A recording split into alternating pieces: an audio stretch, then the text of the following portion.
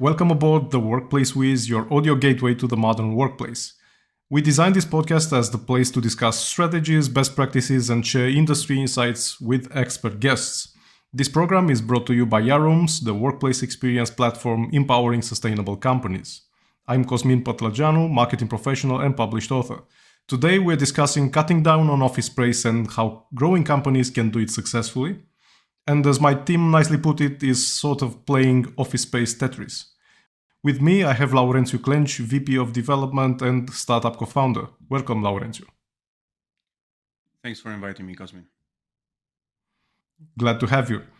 So, straight to the point. Nowadays, if you're a business owner, facility, or operations manager, you probably want the best environment for your team, the best workplace possible.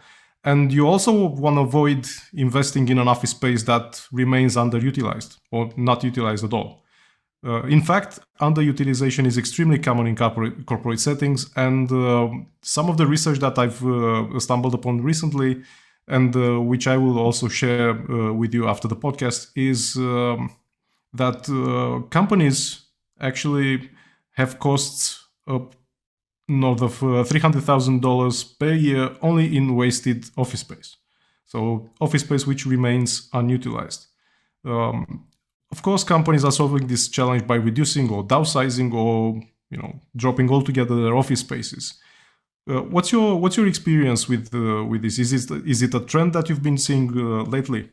100%, Cosmin, you're correct. And actually, just to give my 2 cents on the figure that you mentioned, it is actually quite obvious that only for smaller companies, it is only 300,000, right? If you're talking about a company that has 2,000, 3,000, 5,000 employees, that cost is a lot bigger. So as of right now, one of the customers I worked with, actually, with approximately 6,000 people, once they consolidated their office space and, of course, released some of the real estate they had, they're saving $59 million a year. So That's an that important figure figure, of right there. course, 100%, 100%. And what I'm currently seeing in the market is that this hybrid setup is definitely important. And in some departments, of course, it really depends on the industry your company is in, they would prefer to work more from home than from the office. Now, of course, it is important to bring people back in the office, to foster collaboration, to get to meet each other. So the workplace is now more a social hub than it was before, right? Just getting there to be productive. Right now, it is more to um, meet with people, engage, work together, collaborate, and everything in between. So when it comes Right. So to, please go ahead. yeah, so this is something that we've seen right during the pandemic. So many companies have actually hired a lot of people, but because the fact that they've been working remotely mostly, they haven't kept up, with the space, with the real estate, and now obviously you've encountered this situation many times. Some of them just continue with hybrid work. So hybrid work seems to be one of the solutions to this issue. But how about companies which kept growing or are still growing? Obviously, it's not the case for most of the companies, probably, but there are some who are still growing. Is this still doable? Downsizing and still growing? It really depends what is the employee to desk ratio with the hybrid work implemented and with their existing headcount.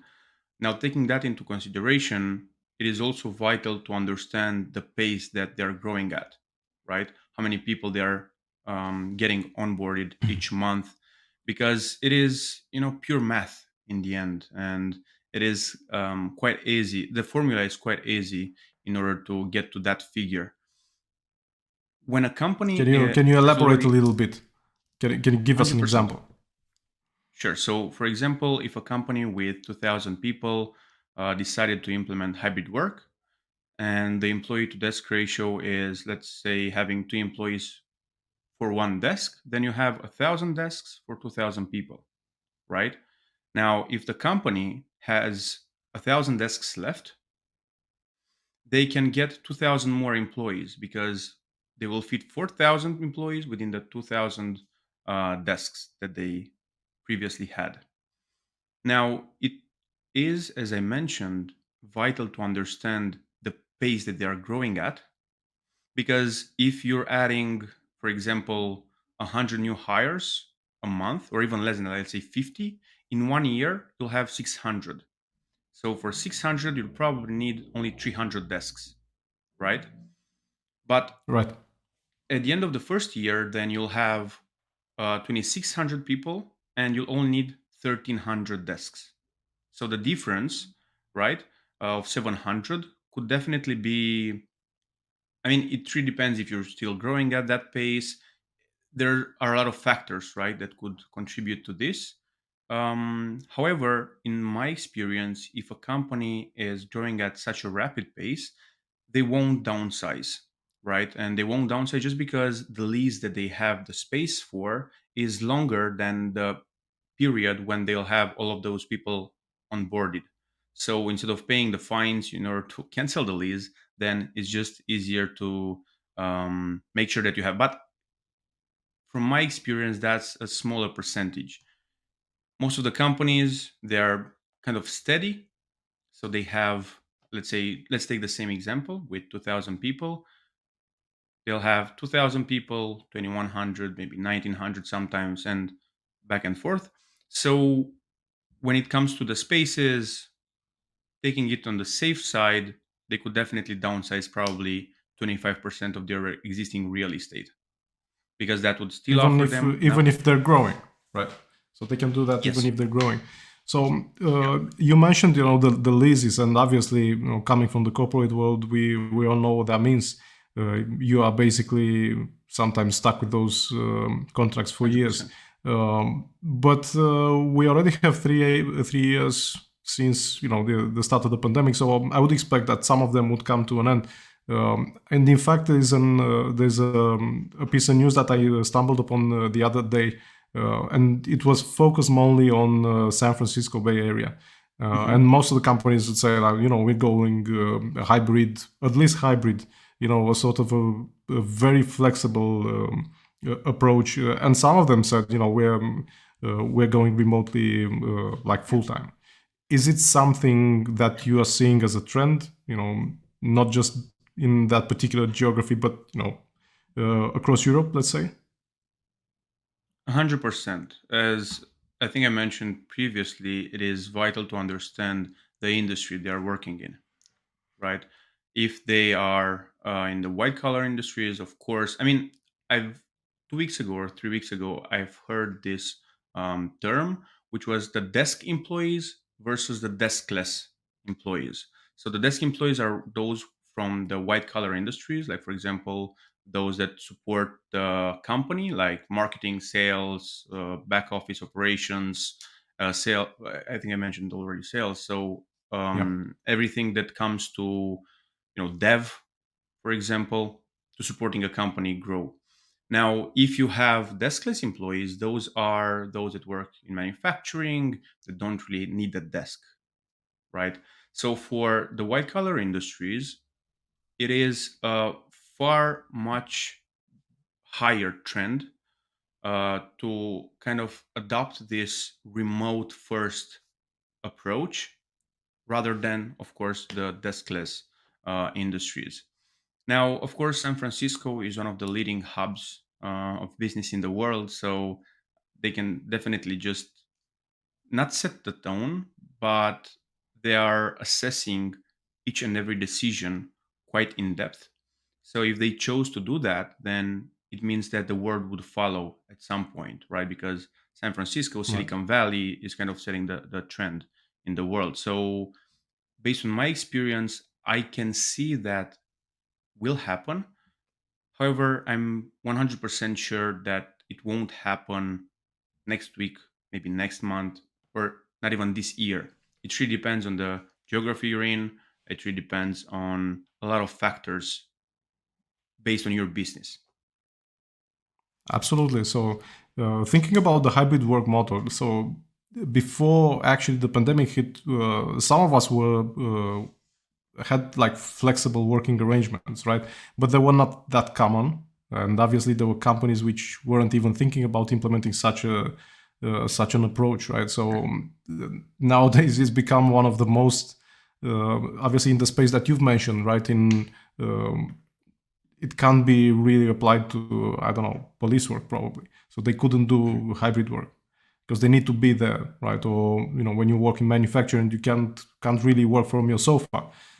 So you got to be there. But for anybody else, or for everybody else, for people white collar, as you mentioned, working in this environment, so definitely this could be an option.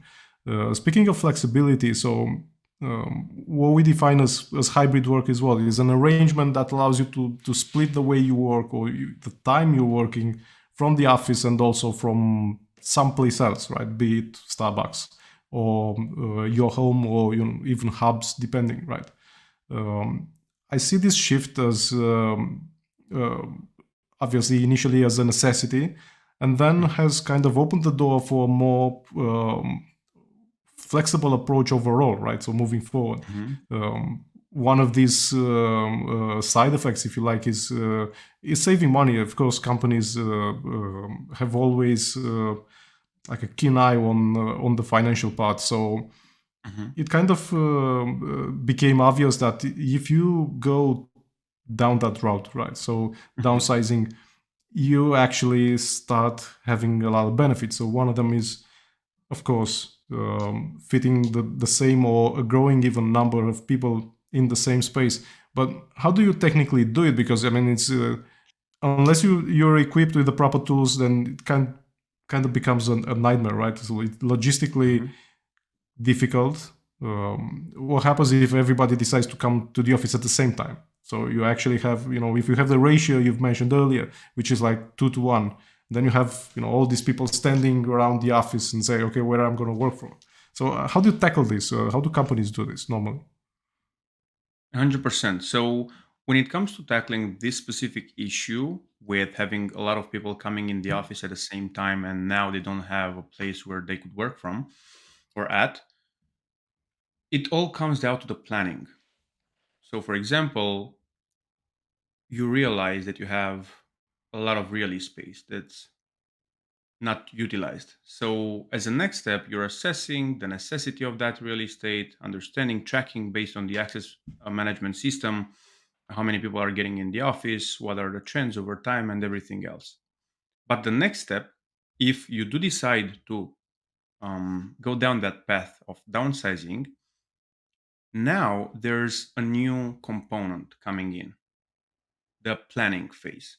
So, implementing the hoteling component means that people are empowered to select a day or multiple days when they are coming in the office, depending on their specific department. For some department, it might be required to be in the office 2 times a week. For some departments, it might not be, not even once a week, maybe twice a month, right, for really important meetings. So, Right. based on the company size, because for a company with 3,000 employees, it is totally different than for a company with 200 or 300 employees. You'll have to understand what would be the days when I really need the people to be in the office. And then, based on the new space, by the new space, I mean how many spaces you have left, your footprint, then just adding some guidelines. Like, for example, if everyone is coming in, you have a maximum capacity of 75% for this specific office or this specific area. You can assign those neighborhoods to specific departments. So there are a lot of ways to tackle this depending on the specific use case. However, for the planning phase, you definitely need a booking tool. Now, the booking tool that allows you to plan in advance should already have all those details included, and it should allow you to select and create thresholds for each specific department. Okay, so we're not going to go, the sales route, explaining what the platform does, but I'm Yeah. more interested about, the challenges that companies face. So we know some of them have already in place such a tool, or some of them have designed their own, right? So, or they're using Excel for that matter. So what I'm thinking of is, of course, we got neighborhoods and we got the marketing people coming in on Wednesdays, the Hmm. sales people coming in on Wednesdays. Then you have another different bunch of people coming on another day. So you even things out, right? So you balance things. But speaking about the processes, so what would be best practices for companies which have hit such a threshold recently? They say, okay, so now we know we've grown, and actually we have a limitation in terms of space, in real estate. What would be best practices for these people? Best practices, as in how to implement those specific thresholds within their Yeah. business if they're using Excel files, or what would be Yeah, the exact question? or different tools. I mean, it can be like homebrew solution. What are the analytics that they should be measuring? What are maybe I don't know, the specifics or the data they should be following, so they know what sort of process to put in place? Because I would imagine, having looking at our numbers, right? So Hmm. we know that we tend to come to the office on Wednesdays and Thursdays, less so on Mondays and Fridays. But for a company which is, I don't know, 3,000 people maybe, Hmm. it can become challenging if everybody decides to come to the office on Wednesdays and Thursdays. So, what would Hmm. be some analytics you'd be looking at, some thresholds that you'd be putting in place, and some policies that would enable you to actually properly downsize and still keep like a safe environment and happy people all around, if you like. Based on my experience, there are a lot of moving pieces in this specific formula. So, for example, if the team had an assigned space before or not, when they're coming in the office, or if there's any specific threshold already in force, like you have to be here 2 or 3 times a week, there are a lot of things that could impact the overall decision, right? And the overall data that you could use for the decision making process. Now, it is vital to go granular at each department level, because the sales team might have a different pattern than the marketing team, and the marketing team might have a different pattern than the development team. And of course, for each department, you have a specific pool of talent, and it would be much better to hire probably the developers that, and offer them the flexibility so they don't have to come in as often as the marketing guys or the sales guys or the operations guys, and have like a bigger pool of talent, right, to attract new hires from. So that's the first step from my experience, and what I've been doing within the projects that I work with. And then gather the data, analyze it in depth, and you'd have to make a decision because you can't satisfy literally everyone. So, for example, I've seen a lot of companies that wanted to give full flexibility to their employees, and then the employees decided to not come in the office. I think that's pretty normal when it comes to the flexibility of working from home. But then they wanted to allow them to come into the office and facilitate it the way for them, but they still didn't come. Once they added that first day of coming in the office at least once a week, people got a bit upset. But then, uh, in a time span of like 1 or 2 months, people got used to just coming in the office, saying hi to everyone, and stuff like that. So, based on every factor that I previously mentioned, I would definitely say it's kind of a mix depending on um, the, a lot of departments and their specific needs. Absolutely. So, I'm all in favor for a hybrid approach. So, Yeah. um, I enjoy working from my home office many times, Mhm. but getting together with my team, we as a creative team, right? Because we're the marketing department, Yeah. find a lot of value in actually getting together. So, but this would be like the topic for a separate discussion. I think Yeah. it will be like interesting for a lot of people. But getting a little bit back to the numbers, because the numbers you advanced earlier, they're like pretty juicy numbers, and Mhm. I'd definitely want going on with the podcast. I'd really like to share that tool that actually allows you to play with the formula, right? So see Mhm. what will happen if you have different ratios. Mhm. It, I mean, it's super good information. I would like people to actually play with it and understand within the specific workplace, because as you mentioned, there are a lot of factors to be taken into consideration. So scenarios can differ a lot, geographies, costs, and everything else. Uh, but the numbers you advance are like pretty significant. Now the question is, do all the companies that employ such an approach, uh, let's say going up to 2 to 1, do they all see this sort of benefits, from the financial side? Or are there still companies which are still exploring, getting more real estate, let's say? Well, getting more real estate for their growing team, or Yes. downsizing first and then getting new real estate? Yeah. So Because that what was I'm one what of I'm the issues. seeing is exactly. So what I'm seeing is that companies downsized and then they grew a lot, and then they figured, we gotta provide the space, because people want to come back and Mm. collaborate and work on stuff together. So Yeah. is that a challenge that you've seen companies encounter recently? Actually, I received this specific question last week when someone from the UAE just asked me, we're downsizing, we're not using the office, not even at the least of 40% capacity. And if we're downsizing by, let's say, 40%, and in 2 or 3 years from now, we ask people to come back 5 out of 5 days, what will happen? Don't we need to that specific space in order to get people back in the office? And my answer was like, I don't think that would be a wise decision to bring people back in the office 5 out of 5 days, right? Based on all the factors that we're seeing in the market, based on, of course, if a study is funded by the real estate market or by a real estate player, then of course, based on my experience and based on what I've um, read so far, it could be a little bit biased towards just getting employees back in the office because it's much better, it increases productivity and everything else.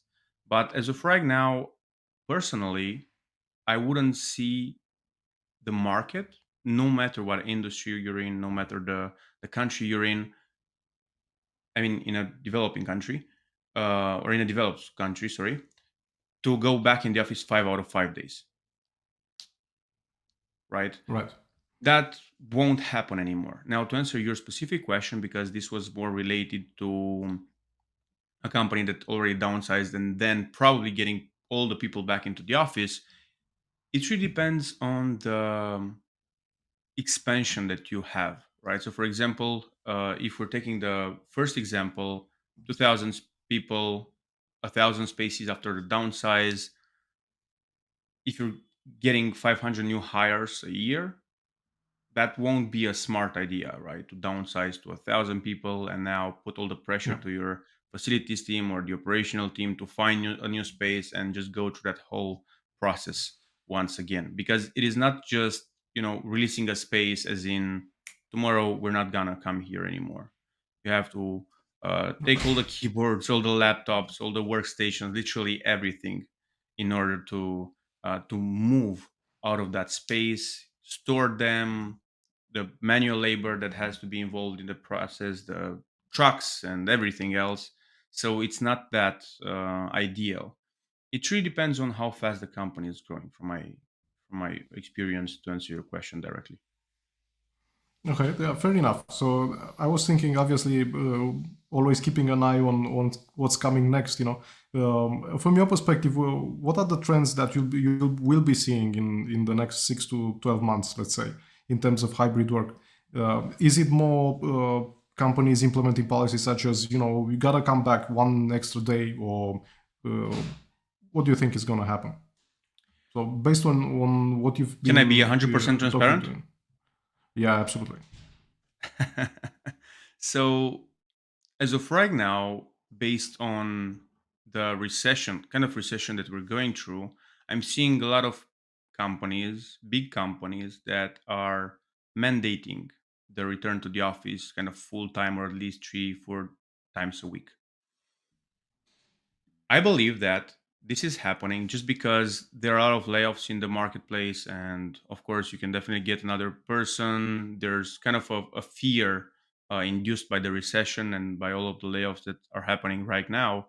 So now, back in 2020, when everyone went to work fully remote, it was we had a lot of trends in terms of the employees that were quiet quitting, or they just didn't want to work there anymore and they switched jobs. They weren't part of the culture anymore, and everything in between.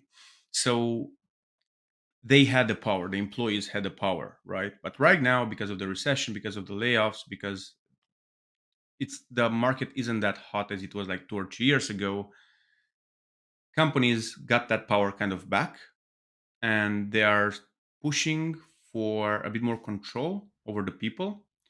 So what I personally believe that would happen in the and by the way, it was an issue when everyone started working from home. There was an issue with the security, the cybersecurity component of each company. But right now, in the past 2 or 3 years, that has been solved. So working, as you mentioned, from a coffee shop, Starbucks, your grandma's Hubs. house, at the Yeah. countryside, yeah, in the hubs and everything else is definitely possible.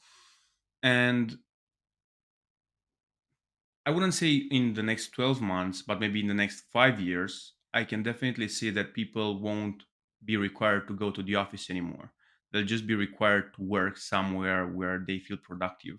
That could be exactly as you highlighted, a Starbucks, your grandma's house, at the countryside, anything, right? Right.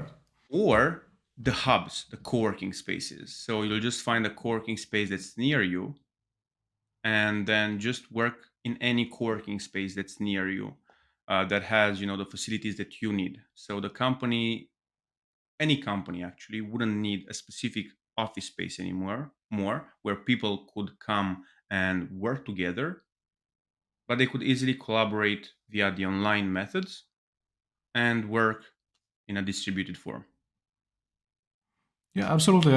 So to some extent, I've seen this happen as a trend, right? So some companies going fully remote, saying, "Yeah, we don't even Hmm. have an office. We don't have a PO box even." So Yeah. it's we are like completely distributed, completely remote. But that's towards one of the extremes. We have on the other hand companies which we shall not name, but they said everybody's got to go back to the office Hmm. full time. So no remote work, no flexible work, no nothing. So I'm more of a advocate of the flexible approach, which kind of combines the two. And the reasons why, for me, are pretty obvious. For some they might not be the case, but I'm all in favor of having the social interactions and whatever good comes out of it in terms of brainstorming, working together on some of the projects. Obviously, I also favor the deep work that I can have on my own, working from my home office.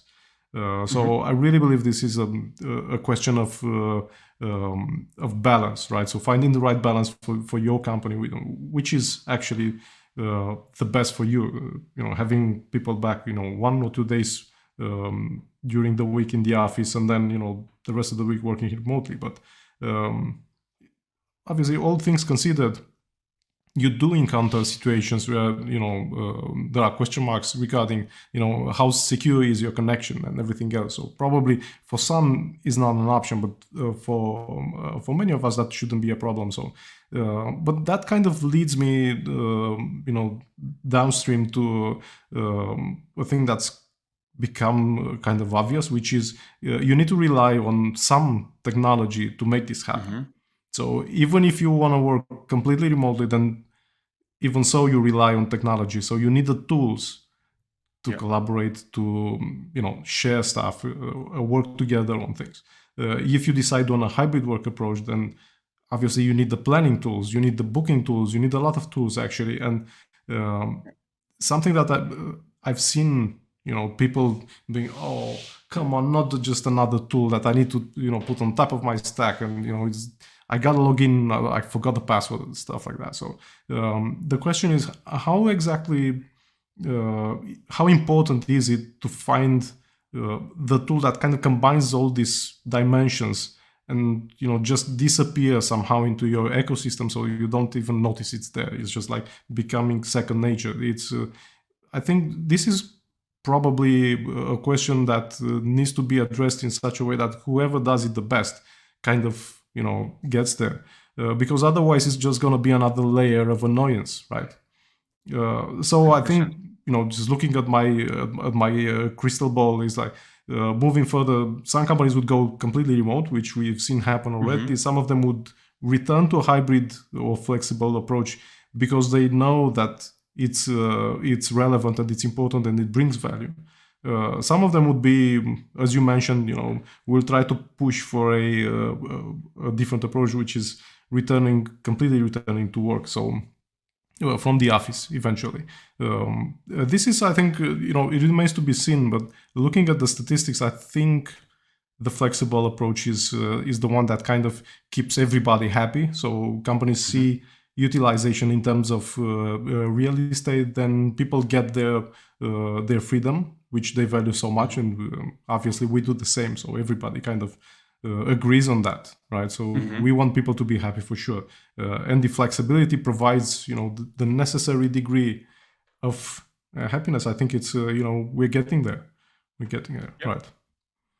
100%. 100%. And actually, to answer your question, because you highlighted the fact that companies have like 30 apps, right, for their employees, and it's so hard Yeah. sometimes to just implement a new tool, to have it adopted within the company, to have people excited, to have a new tool, because there's a learning curve and the change management process that comes with the implementation of that kind of app, no matter what it is, right?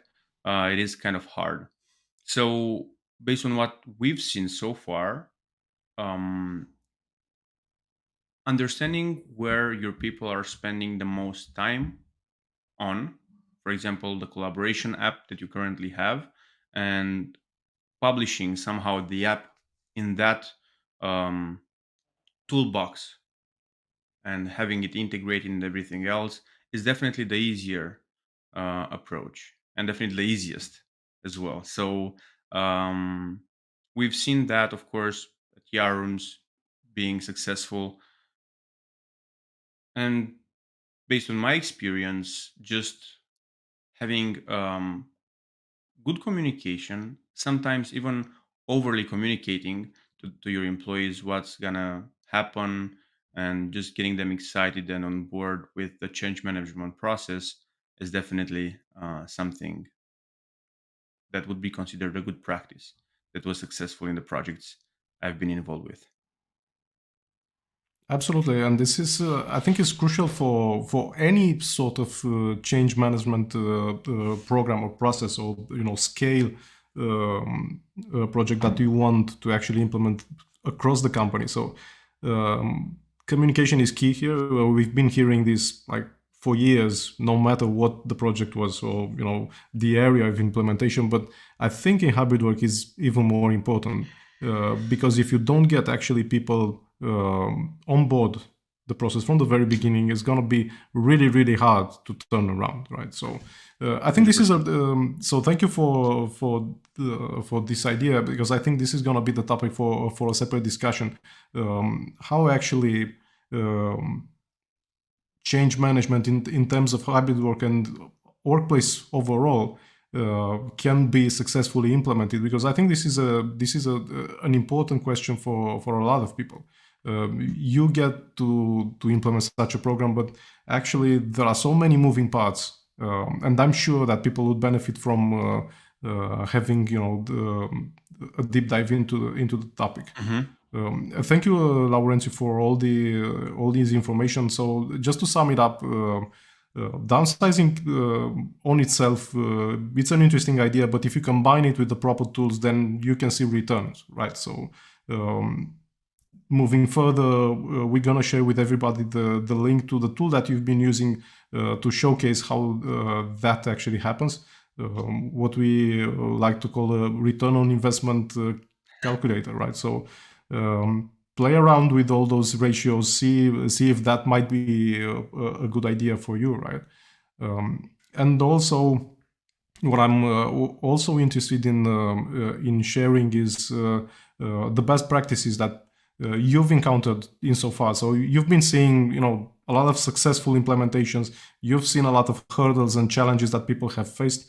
So what I'm also interested in is sharing those so people maybe don't do the same mistakes that others have done. So no need in reinventing the wheel, folks. So this is something that we can actually put out there, so for everybody else to read, and to get through on their own pace.